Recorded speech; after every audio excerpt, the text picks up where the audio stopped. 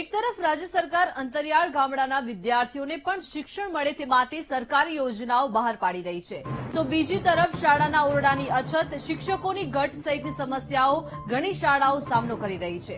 બનાસકાંઠાના સુઈ ગામના ડાભીની સરકારી શાળામાં શિક્ષકોની ઘટને લઈને વાલીગણમાં રોષ ફેલાયો છે। શાળાના 200 વિદ્યાર્થીઓ વચ્ચે માત્ર એક જ શિક્ષક છે।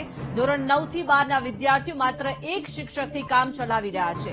શાળામાં 2 શિક્ષકોની મહેકમ સામે એક જ શિક્ષક હોવાનો વાલીઓ આરોપ લગાવી રહ્યા છે।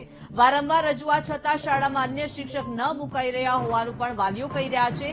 ત્યારે જો વધુ શિક્ષકની નિમણૂક નહીં કરાય તો શાળાને તાળાબંધી કરવાની હવે વાલીઓ ચીમકી ઉચ્ચારી રહ્યા છે।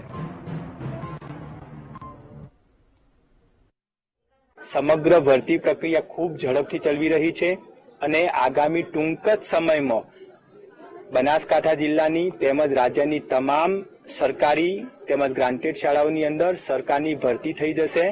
ઉપરાંત સરકારે સરકારી શાળાઓની અંદર જિલ્લા ફેરનો ઓનલાઈન કેમ્પ બી માર્ગદર્શિકા જાહેર કરી લીધી છે, જે અંતર્ગત પણ અન્ય જિલ્લાના જે સરકારી શિક્ષકો છે બદલી થઈને આવશે। ઉપરાંત ટૂંક જ સમયમાં તાલુકા ફેરના જે કેમ્પ છે એ પણ યોજાવાના છે।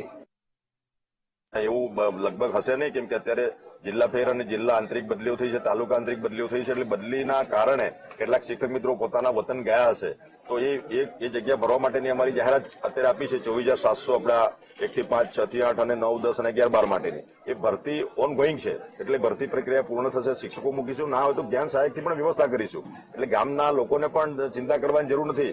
આ સરકાર એના માટે ચિંતા કરી રહી છે, બાળકોનો અભ્યાસ ન બગડે એના માટે વૈકલ્પિક વ્યવસ્થા પણ અમે કરીશું।